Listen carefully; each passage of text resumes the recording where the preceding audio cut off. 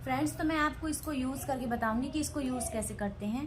तो मैंने power bank लिया है और पावर बैंक में मैंने ये केबल लगा ली है। और अब इसमें हम इसमें इन्हेलर डालते हैं, पर मैं अभी आपको बस ऐसे ट्राई करके दिखा रही हूँ। तो मैं इसमें थोड़ा सा पानी डालूँगी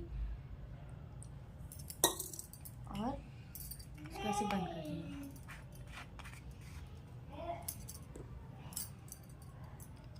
और ये देखिए, अब हम इसको प्रेस करेंगे।